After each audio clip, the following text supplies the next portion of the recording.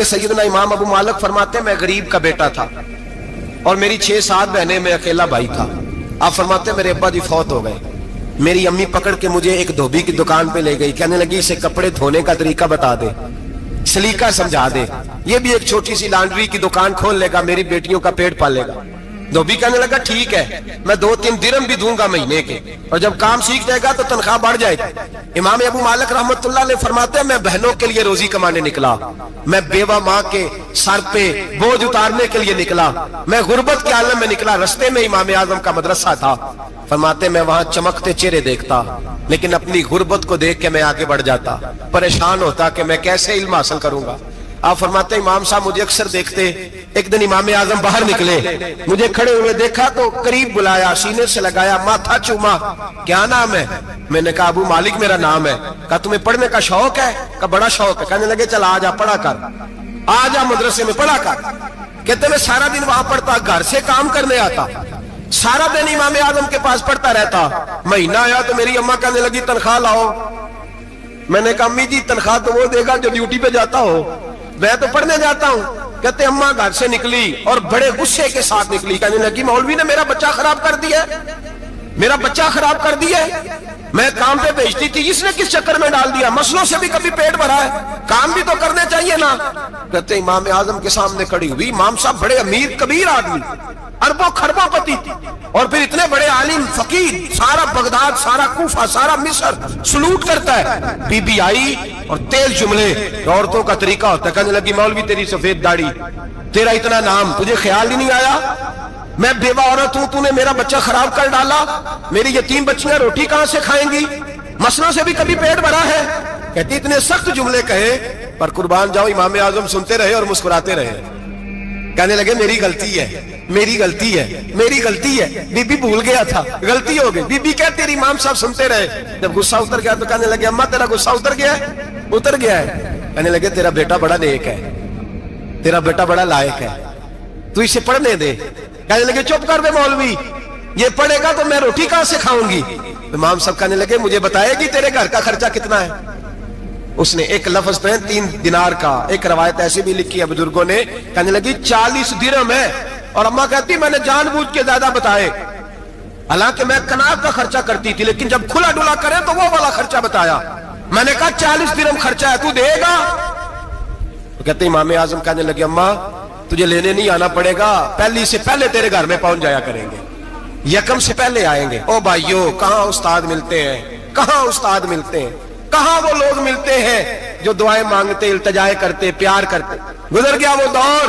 اب تو سوٹ لینے کا دور ہے، مٹھائیاں لینے کا دور ہے، ہاتھ ڈلوانے کا دور آیا ہے. اب کون پوچھتا ہے؟ اب تو پوچھتے ہیں تو میرے لیے کیا لایا ہے. حضرت سیدنا امام اعظم ابو حنیفہ رحمت اللہ علیہ 1 دن نہیں، 2 دن نہیں، 4 دن نہیں، 5 مہینے نہیں، 20 سال تک، کہنا آسان، بولنا آسان، سننا آسان، 20 سال تک امام ابو مالک کے گھر میں خرچہ دیتے رہے، وہ پڑھتے رہے. اماں کہنے لگی تو میرے بیٹے کو لگا تو لیا ہے تو پڑھ کے بنے گا کیا؟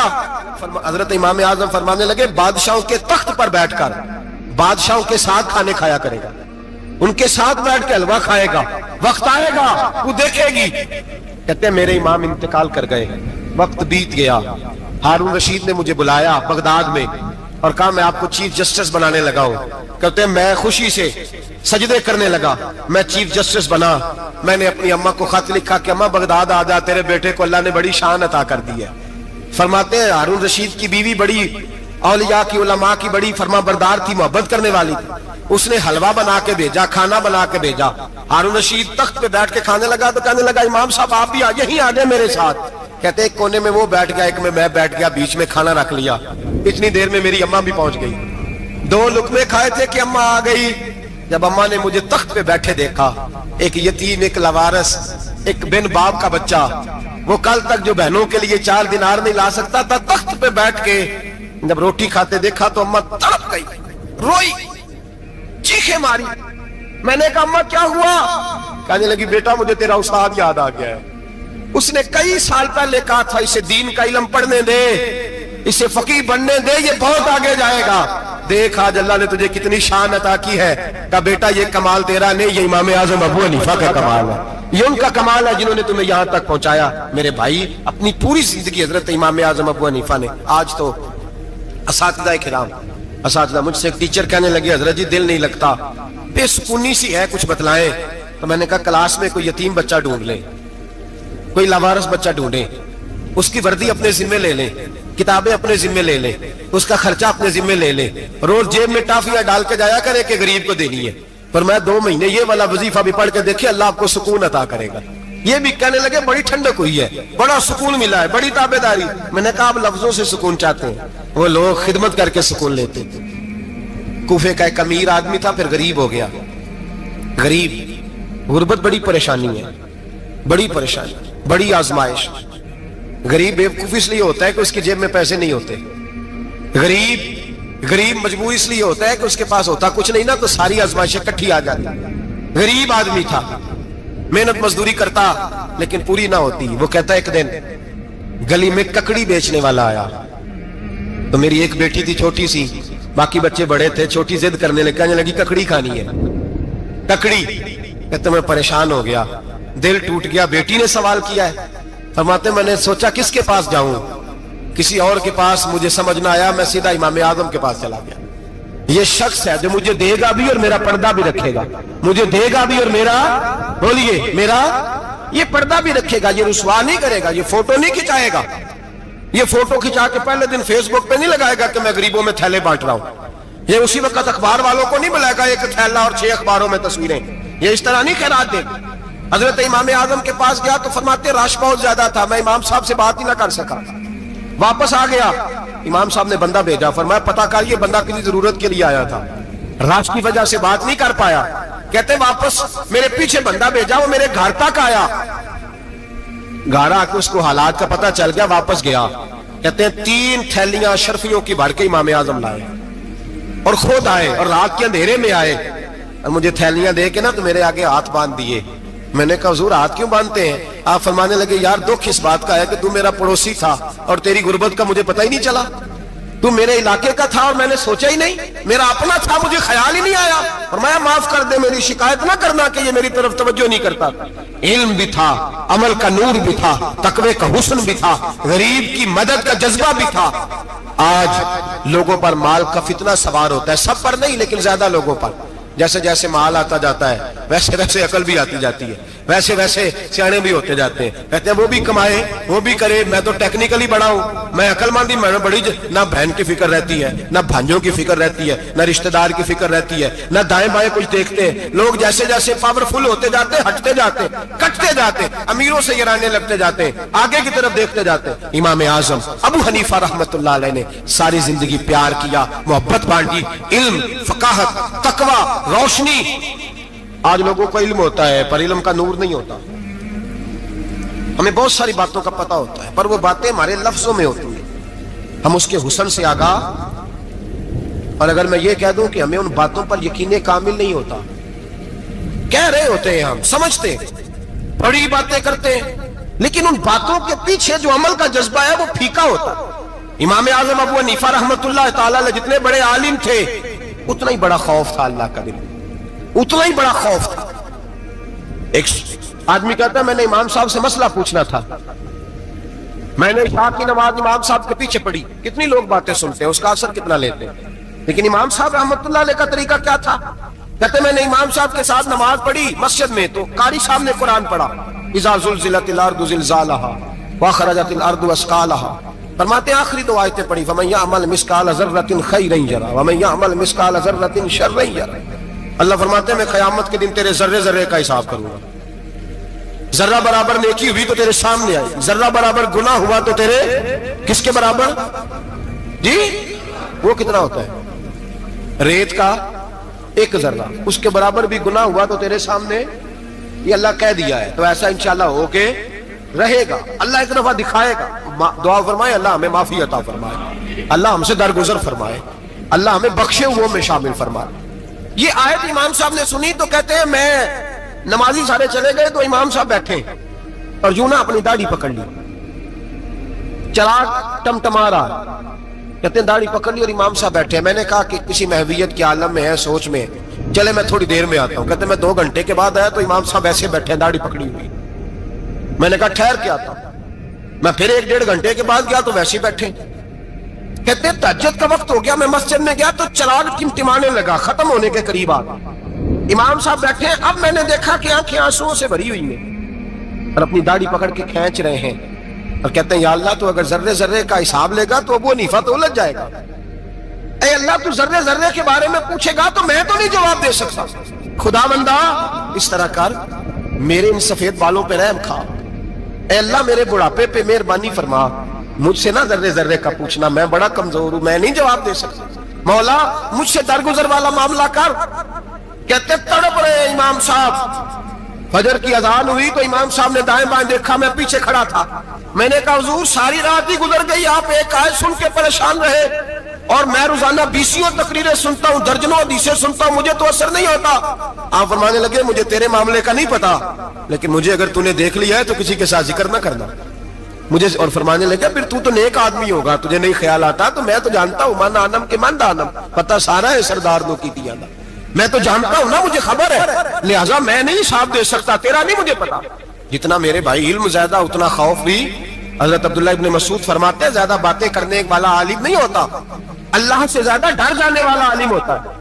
جو آدمی لمبی چوڑی گفتگو کرے وہ فقیہ نہیں, وہ اللہ سے ڈرنے والا نہیں, بلکہ جس کو وہ بات کرے تو تھوڑی کرے, ڈر کے کرے, خوف کے ساتھ کرے.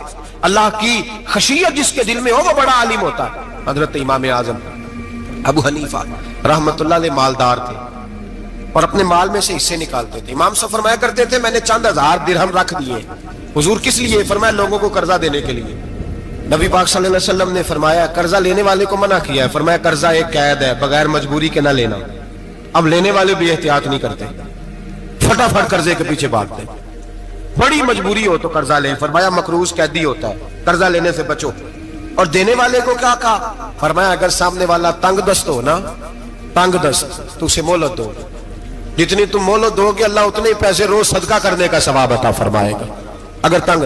ایک صاحب مجھے کہنے لگے, میں نے رمضان شریف میں نا قرضے کے حوالے سے یا کچھ عرصہ پہلے کسی موقع پر قرض کے حوالے سے کو بات کی.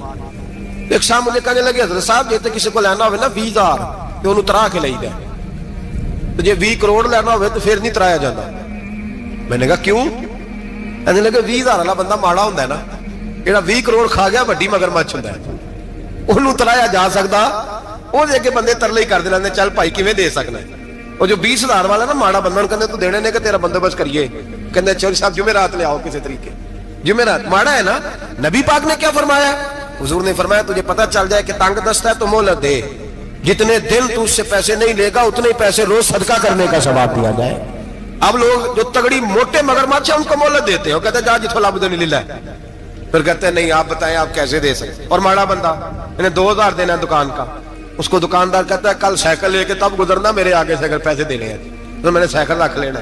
ڈرنا چاہیے اللہ پاک. ہمیں پتا ہوتا ہے سامنے والا غریب ہے, تنگ دست ہے, مجبور ہے, اسے مہلت دینی. امام صاحب کہتے ہیں میں نے کچھ پیسے رکھے ہوئے تھے, پس منظر یہ تھا کہ غریب لوگ آتے ہیں تو میں ان کی مدد کروں گا. امام اعظم ابو حنیفہ نے ایک بندے سے پیسے لینے تھے اور حال یہ تھا کہ آپ دھوپ میں کھڑے تھے, ساتھ اس بندے کا مکان تھا. لوگوں نے کہا حضرت دیوار کے سائے میں ہو جائے. فرمانے لگے اس سے پیسے لینے ہیں, اگر سائے میں کھڑا ہوا تو سود میں شمار ہو جائے گا, میں اس سے فائدہ نہیں لے سکتا. ایک بندے سے قرضہ لینا تھا, وہ آپ کو دیکھ کے گلی اور دوسری گلی میں چلا گیا, رستہ بدل گیا اور چھپ گیا. امام صاحب رونے لگے, کہنے لگے اے اللہ میں اتنا برا ہو گیا ہوں کہ تیرے بندے مجھ سے چھپنے لگے, اس کو ڈھونڈ کے لائے, کیوں چھپتا ہے؟ کہ حضور آپ کے پیسے دینے ہیں. آپ نے فرمایا جا میں نے اللہ کی رضا کے لیے معاف کیے, آج کے بعد چھپنا نہ, اس لیے میں نہیں چاہتا کہ تجھے کوفت ہو, تو میری طرف دیکھ کے چھپنے لگا ہے, میری طرف دیکھ کے. غریب تو بھائی گلیوں میں گھستے پھرتے ہیں کہ کوئی بندہ مل نہ جائے. مقروض آدمی پتہ اس وقت چلتا ہے جب خودکشی کر گیا, پتہ اس وقت چلتا ہے, پھر لوگ آتے ہیں اس کے بچوں کو کہتے ہیں فکر نہ کرنا ہم تیرے ساتھ ہیں. اس کے ساتھ ہونا تھا, ان کا سایہ بچ جاتا. اب آئے ہو امام اعظم ابو حنیفہ رحمت اللہ تعالیٰ علیہ لوگوں کو سہولت دیتے, آسانی دیتے, پیار کرتے, محبت کرتے. ہم لوگوں کا مزاج ایسا نہیں ہے, ہماری اخلاقیات کے اندر وہ حسن نہیں جو ہمارے بزرگ ہمیں دے کے گئے. اور پھر چھوٹی چھوٹی باتوں میں حقوق العباد کا خیال کرتے, چھوٹی چھوٹی باتوں. ہم تو گالی دے کے بھی کہتے ہیں نا چل کیا ہو گیا, گالی دی ہے نا. میں نے دیکھا ہے سائیکل والے کی ٹکر اگر پجارو والے کے ساتھ ہو جائے تو معافی سائیکل والے نے مانگنی ہے, کیونکہ وہ سائیکل پہ بیٹھا ہے نا, اس کی غلطی یہ ہے کہ وہ سائیکل پہ بیٹھا ہے. معافی سائیکل والے نے مانگنی ہے, پجاروں والا نہیں مانگے. ہو سکتا ہے سائیکل والا اٹھ کے کہے جناب مجھ سے غلطی ہو گئی, مجھے پتہ ہی نہیں تھا کہ آپ تھے, ورنہ میں آپ کے آگے نہ آتا. سائیکل والا مجبور ہے کیونکہ اس کے پاس پجاروں نہیں, اور پجاروں والا تو شیشہ نہیں نیچے کرتا, کہتا دھوپ آئے گی, گاڑی بڑی مشکل سے ٹھنڈی کی ہے. نیچے اتر کے ملازم کہتا ہے اس کو پوچھو اگر کوئی 200-400 کا نقصان ہوا تو 500 دے دو. مزاج ہے. امام اعظم ابو حنیفہ رحمۃ اللہ علیہ عالم, حقوق العباد کا چھوٹی چھوٹی, آپ کے شاگردوں میں سے کسی کے چہرے پر شکن آتا تو 20 بار پوچھتے کوئی پریشانی ہے میرے بیٹے کو, کیا ہو گیا. ساری زندگی سایہ دار شجر کی طرح گزاری, ساری زندگی شاگردوں پر مریدوں پر محبت کا سائبان رہا, ٹھنڈی چھاؤں رہی امام صاحب کی. امام اعظم ابو حنیفہ رحمۃ اللہ تعالی علیہ گلی سے گزر رہے تھے, لکڑی کے جوتے پہنا کرتے تھے, کھڑاؤں. ایک نوجوان بچے کے پیر پہ پیر آ گیا تو کہنے لگا امام اللہ سے ڈر جا. یہ لفظ گئے تو امام صاحب کی چیخ ہی نکل گئی. کئی گھنٹے بے ہوش رہے. لوگوں نے کہا حضور کیا ہوا؟ فرمانے لگے تم نے سنا نہیں, چھوٹے چھوٹے جوان بھی کہتے ہیں کہ ابو حنیفہ اللہ سے نہیں ڈرتا, اللہ کی مخلوق کہتی ہے نہیں ڈرتا. اگر یہ کہہ رہے ہیں تو میرا کیا بنے گا. کئی دن روتے گزر گئے. لوگ اس بچے کو لائے, آگے کہنے لگا حضور آپ تو پریشان ہو گئے, میں نے تو محاورتاً کہا تھا کہ آپ اللہ سے نہیں ڈرتے. فرمانے لگے بیٹے مجھے محاوروں کا نہیں پتا, جب رب کے خوف کا نام آتا ہے تو جملے سیدھے میرے دل سے جا کے ٹکراتے, سیدھے دل سے جا کے ٹکراتے. گلی سے گزر رہے, لکڑی کے جوتے پہنے, کھڑاؤں, بارش ہے, کیچڑ ہے. ایک دیوار کے قریب سے گزرے تو تھوڑا سا کیچڑ اڑ کے نا تو دیوار پہ پڑ گیا. یہاں ٹرالی والا ساری دیوار توڑ جاتا ہے اور کہتا ہے چلو میں نے کون سا جان بوجھ کے کیا ہے. یہاں لوگوں کا گھر توڑ جاتے ہیں, کہتے ہیں چلو بتاؤ کتنا خرچہ آیا تھا. فوری طور پہ لوگ ماننے کو تیار ہی نہیں. امام صاحب کے پیروں سے, یہ باریکی سمجھے, یہ حقوق العباد کا مسئلہ ہے. جو جاننے والے ہوتے تھے ان کا یہ طرز زندگی تھا. کیچڑ اڑا پیروں سے اور ایک آدمی کی دیوار پہ پڑ گیا. امام صاحب کھڑے ہیں, سوچ رہے کروں تو کیا کروں. شاگرد صاحب حضرت جی کیا پریشانی ہے؟ آپ فرمانے لگے میں نے اس کی دیوار گندی کر دی ہے, صاف نہ کروں تو بھی ظلم ہے, اور اگر صاف کروں تو دیوار کچی ہے. جب صاف کروں گا تو کچھ مٹی اتر جائے گی, تو کسی کے گھر کی مٹی اتارنا یہ بھی ظلم ہے. اب میں دو پریشانیوں میں الجھ گیا ہوں, کدھر جاؤں؟ کہا حضرت جی پھر. فرمایا اس کے دروازے پہ دستک دو. دروازے پہ دستک دی تو جو بندہ باہر آیا وہ مجوسی تھا, آگ کی پوجا کرنے والا تھا. امام صاحب کہنے لگے مجھے جانتے ہو؟ کہنے لگے حضور سارا کوفہ جانتا ہے, سارا بغداد جانتا ہے, ساری دنیا جانتی ہے آپ مسلمانوں کے امام ہیں, لوگ جانتے. آپ نے فرمایا یار مجھ سے غلطی ہو گئی ہے. وہ کیا؟ آپ فرمانے لگے میں اپنے انداز میں گزر رہا تھا, بوڑھا آدمی ہوں, خیال نہیں آیا, تھوڑا کیچڑ اڑ کے تیری دیوار پہ لگ گیا ہے. میرے بھائی یہ کوئی فرشتے تھوڑی تھے, یہی زمین پہ بسنے والے لوگ, احتیاط والے لوگ تھے. ہم لوگوں نے پتہ نہیں اپنا مزاج اتنا سخت کیوں بنا لیا ہے. کتنے لوگوں کو لتاڑ کے, کتنی پگڑیاں اچھال کے, کتنے حقوق العباد ضائع کر کے بھی ہم اسی طرح کے مطمئن ہیں. کہاں سے تسلی لاتے ہیں ہم, کہاں سے اپنے آپ کو ٹھنڈک دیتے ہیں, کیسے اپنے آپ کو ہم سکون دے لیتے ہیں کسی کو تکلیف دے کے. کس طرح سکون کی نیند آتی ہے جب کوئی پریشان ہوتا, کیوں ہمارا دل پتھر ہو گیا. اعلیٰ حضرت فرمایا کرتے تھے جا کسی سے جا کے علاج کرا, تیرے سینے میں جو دل دھڑک رہا ہے وہ سخت ہو گیا, جا کسی سے جا کے اس کی دوائی کھا, تجھے خیال ہی نہیں آتا تڑپتے لوگوں کو دیکھ کر, جا کے علاج کرا, اگر ایسے ہی مر گیا تو حالات تیرے حق میں اچھے نہیں ہوں گے.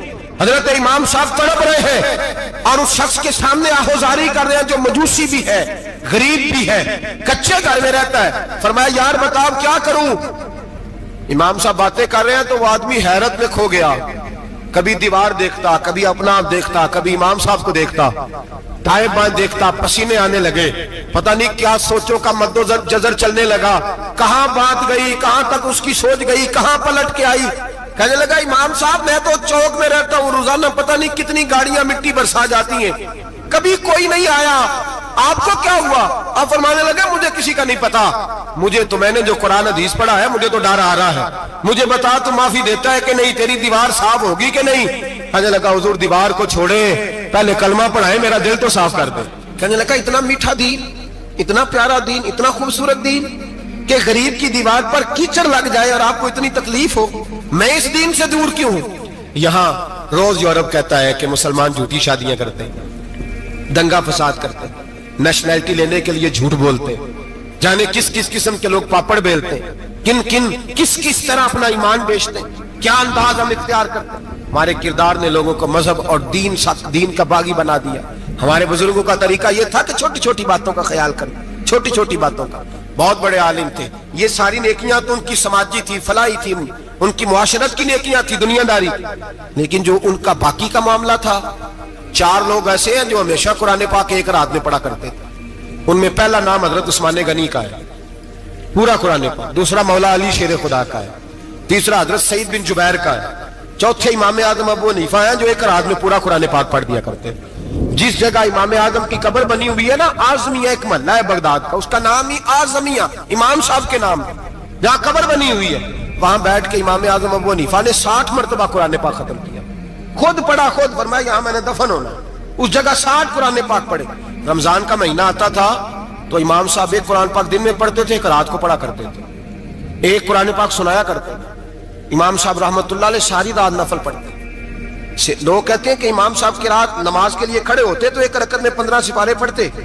تو لوگ کہتے تھے یہ ابو حنیفہ نہیں، یہ تو کسی نے پلر کھڑا کر دیا، یہ تو کوئی ستون ہے، رکوع ہی نہیں کرتا، پورے 15 سپارے. یہاں تو ابھی تراویح آئیں گی، لوگ پہلے سے کہنے لگ گئے بڑی گرمیوں کے روزے ہیں، بڑی گرمیوں کے روزے ہیں. اور آ تو لینے دے بھائی، پہنچ تو لینے دے رمضان شریف کو.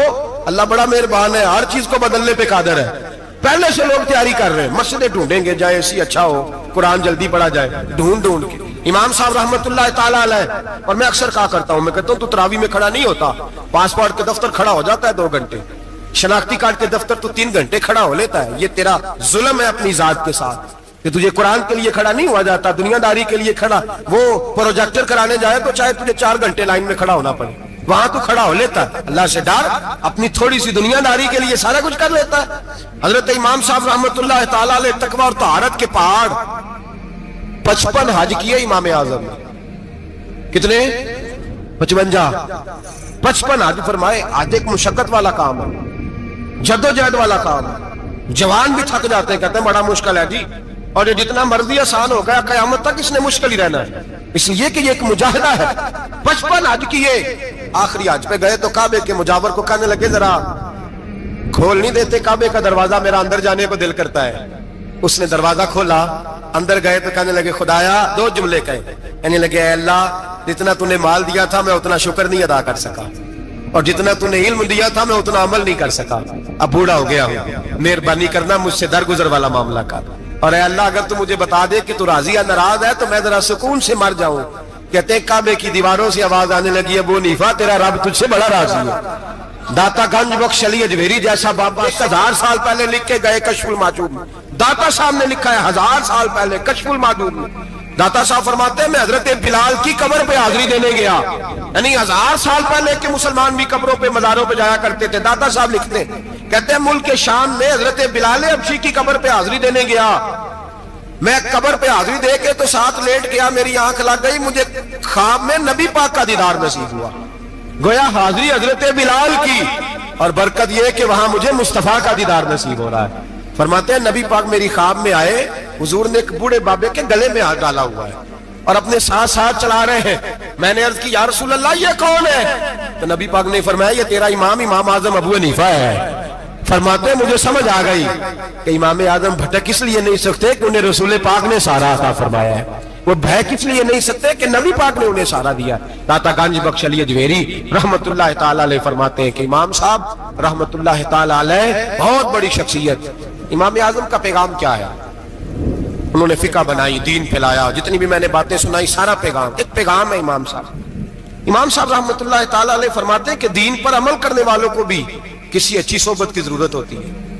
عمل کرنے والے کو آپ فرماتے ہیں کئی دفعہ عمل کرنے والے کا عمل بھی ٹوٹ جاتا ہے، استقامت نہیں رہتی. فرماتے ہیں اچھی صحبتیں تلاش کرو، ان کے پاس بیٹھا کرو، ورنہ ہو سکتا ہے جو عمل تم کر رہے ہو اس میں کمی آ جائے. جتنا نیک لوگوں سے رابطہ زیادہ رہتا ہے انسان کا دین پر عمل زیادہ رہتا ہے. جتنا نیک لوگوں سے پیچھے ہٹتا ہے اتنا دین سے. آپ فرمایا کرتے تھے اگر 2 سال نہ ہوتے جو میں نے امام جعفر صادق کی صحبت میں گزارے، ابو حنیفہ ہلاک ہو جاتا. اپنے آپ کو رب کریم کے بندوں کے ساتھ لگا کے رکھے، جوڑ کے رکھے. اگر ہمارا رب کریم کے بندوں سے رشتہ رہے گا تو قرآن و سنت سے رشتہ رہے گا. ہم لوگوں نے نا ترقی بڑی کی پر اندر کی ترقی رک گئی. ہم روحانی طور پر کمزور ہوئے، روز بروز ہو گئے، روز بروز.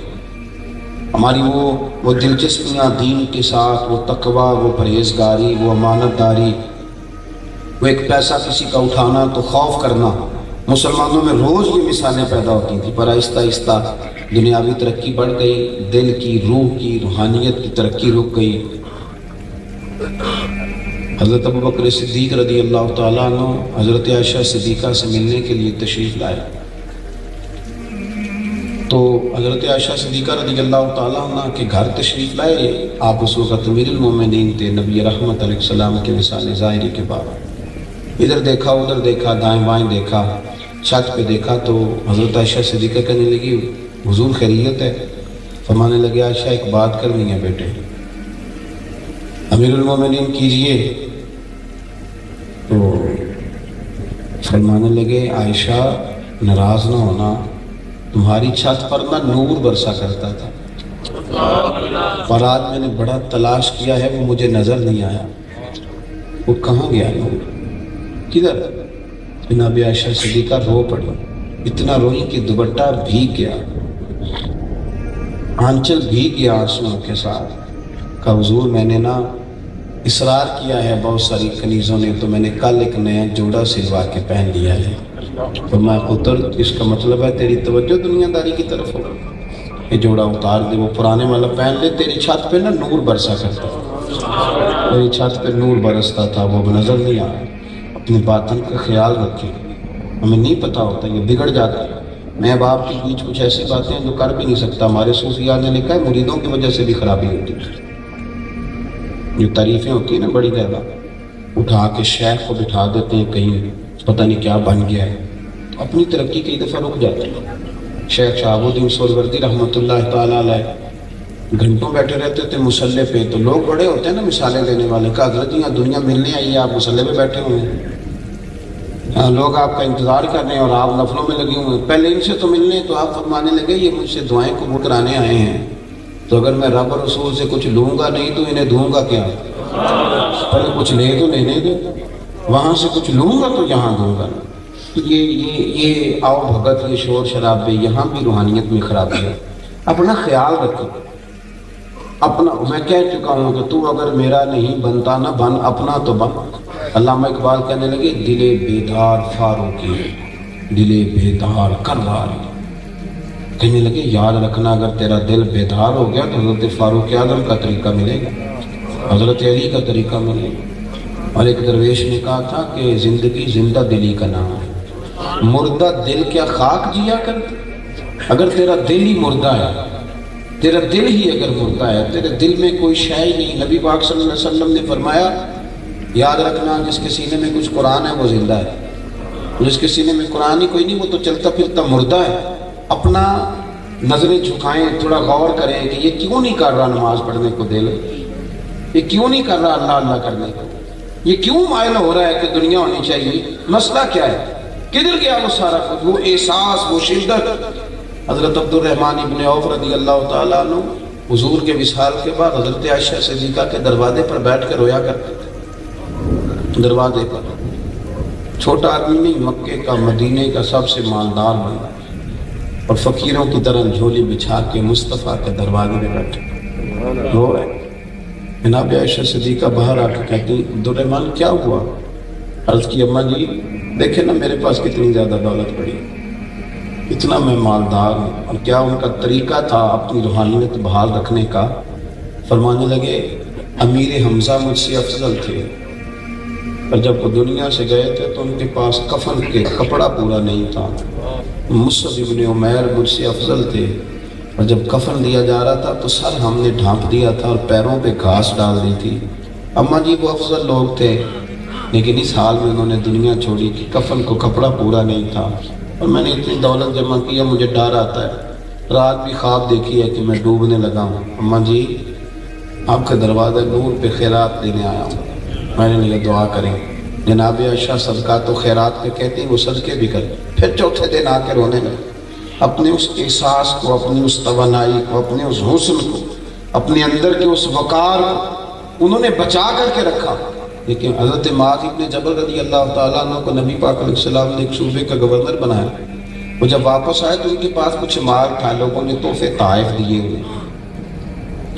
واپس جب آئے حضور کے وصال ظاہری کے بعد حضرت عمر فاروق رضی اللہ تعالیٰ عنہ سے ملاقات ہوئی، انہوں نے بتایا کہ میرے پاس کچھ مال ہے، تو حضرت عمر فاروق فرمانے لگے امیر المومنین جناب ابو بکر کو جا کے بتا دیں اور ان سے اجازت لے لیں کہ اب یہ مال آپ کا اپنا ہے۔ تو کہنے لگے عمر یہ کیا بات ہے، لوگوں نے مجھے دیا تو میرا ہے،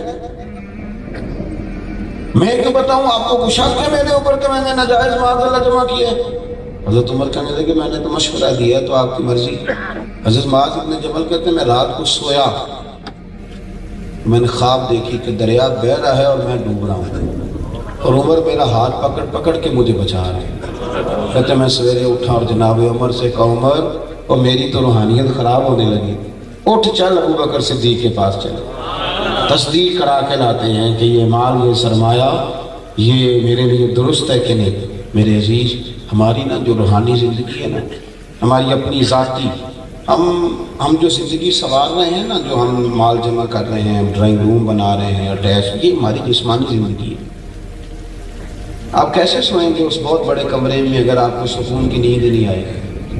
کیا کریں گے ان پیسوں کا جو پڑے ہوئے ہیں لیکن چین ہی کوئی نہیں؟ کیا نفع ہوگا اس دولت کا جو گھر کے اندر ڈھیروں کے ڈھیر پڑی ہوئی ہے، اور بہن بھائی بیچارے منت کر رہے ہیں کہ چلو کوئی توفیق مل جائے اس کو اللہ کے راستے میں دینے۔ اپنی زندگی کا جائزہ لیں، اپنی روحانیت کو کبھی خراب نہ ہونے۔ میں نا اس موبائل کو بہت بڑی رکاوٹ سمجھتا ہوں بابا روحانی زندگی کے لیے۔ میں کس طرح یہ بات کروں کہ جس قوم کے ہاتھوں میں قرآن ہونا چاہیے تھا اس کے ہاتھوں میں ہر وقت موبائل رہتا ہے۔ یہ تباہ کر دیا روحانی زندگی کو، مسلح بالکل بے آباد ہو گیا، اللہ کے زاویے بالکل ختم ہو گئے، کوئی کیفیت نہیں، کوئی ذکر نہیں، کوئی فکر نہیں، کوئی عبادت نہیں۔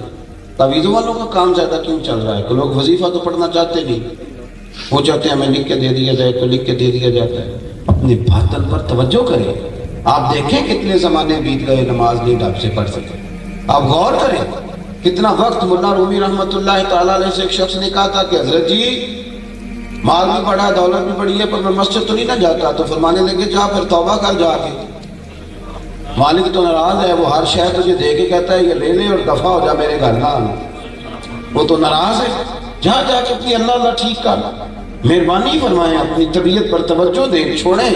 آج میں نے اور آپ نے تبلیغ کی بات نہیں کی، آج ہم نے اپنی بات کی ہے۔ ایک خود غرضی کریں، میرے کہنے میں خود غرضی، ایک خود غرضی کریں، ذرا تھوڑا اپنا دھیان کریں، ذرا تھوڑی اپنے اوپر توجہ دیں، تھوڑا اپنے اوپر خیال کریں کہ تھوڑے تھوڑے زخم کبھی کسی کے ہاتھ پیر پہ لگ جائیں تو زمانہ سارا نسخے لے کے آتا ہے، لیکن باطن کے زخموں کا کیا کریں، اندر کی گہرائیوں کا کیا کریں؟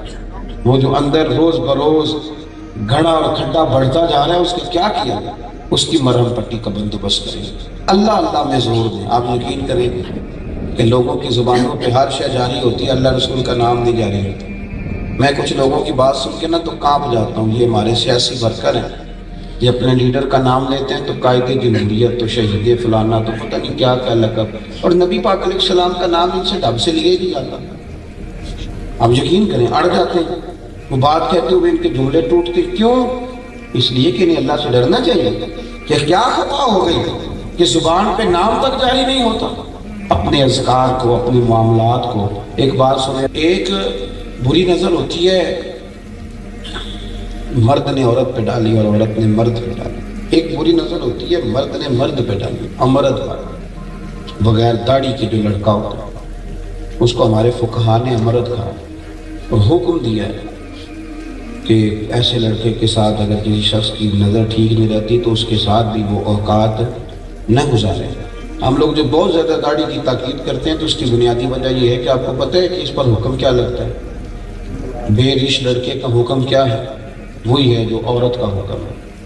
اس کو دیکھا کسی نے غلط نظر سے تو وہ بھی اتنا ہی مجرم ہے جتنا اس نے کسی لڑکی کو دیکھا تھا۔ یہ مسئلے کیسے بیان کیے گئے حالانکہ ہیں کتابوں میں۔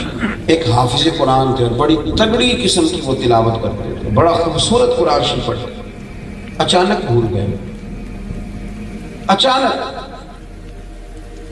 اور یہ بھی یاد رکھ لیں کہ جس بندے کو اللہ اور اس کے رسول کا نام لیتے ہوئے کہیں کمزوری آئے نا اس کی طبیعت میں، اسے بھی اپنی روحانیت کا علاج کرانا چاہیے۔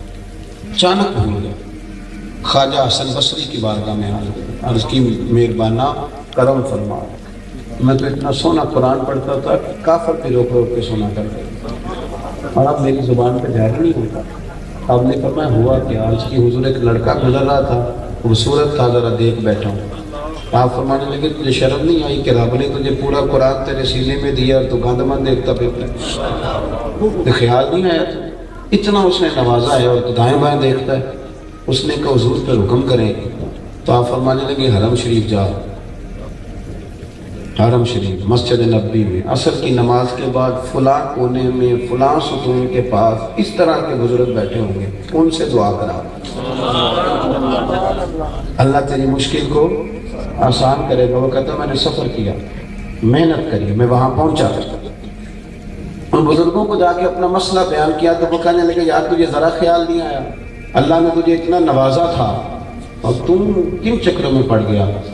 تو کہتے ہیں کہ میں نے ان سے کہا حضور دعا کر دیں، کہنے لگے وہ تو میں کروں گا ہی، پر پہلے یہ بتا میرے پاس بھیجا کس نے؟ کون تھا جس نے میرے پاس بھیجا؟ تو میں نے کہا خواجہ حسن بصری نے۔ پر میں اچھا وہ میرے پردے کھولتا، میں تو یہاں چھپا بیٹھا، ہم تو نہیں نا کیوں چھپے بیٹھے، اب تو میں نے پوسٹر لگوائے ہوئے ہیں، ہر بیماری کا دام کرا رہا ہے، اب کون چھپتا ہے؟ تو چھپنے کا دور نہیں ہے، اب تو دکھایا جاتا ہے۔ کہا میں یہاں چھپا بیٹھا ہوں، میرے پردے کھولیں، اچھا پھر ٹھہر جا، مغرب کے بعد دعا کراؤں گا۔ یہ کہا ٹھیک ہے، کہتے میں مغرب تک رکا، تو مغرب کی نماز میں نے وہیں پڑھی، تو کہنے لگے جا اس بندے سے سلام لے کے آ۔ اور جب میں اس بندے سے سلام لینے گیا تو وہ حضرت حسن بصری تھے۔ آپ فرمانے لگے تجھے میرے پاس بھیجتا ہے، خود روز مغرب کی نماز یہاں آ کے پڑھتا ہے، تجھے میرے پاس بھیجتا ہے، اور یہاں مغرب کی نماز یہاں پڑھتا ہے، اس نے میرا پردہ کھولا ہے تو اب میں اس کا بھی پردہ کھولوں گا۔